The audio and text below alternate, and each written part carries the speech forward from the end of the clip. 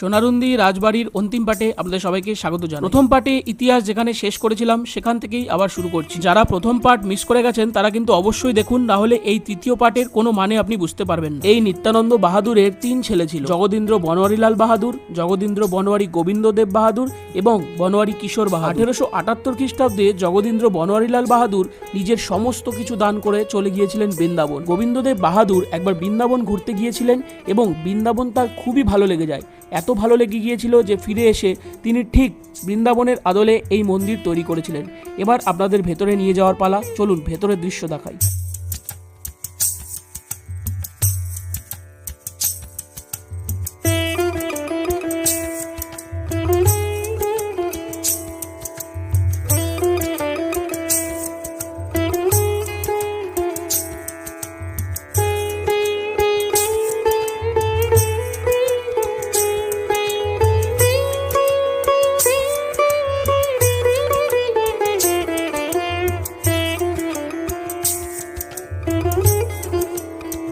সামনে যেটা দেখতে পাচ্ছেন এটাই হচ্ছে সেই বৃন্দাবনের আদলে তৈরি করা নাট্য মন্দির। এই ভিডিও দেখার পর যদি আপনাদের যাওয়ার ইচ্ছা হয় অবশ্যই কিন্তু চেষ্টা করবেন দুপুর 12টার আগে যেতে, নাহলে কিন্তু মন্দির বন্ধ হয়ে যাবে।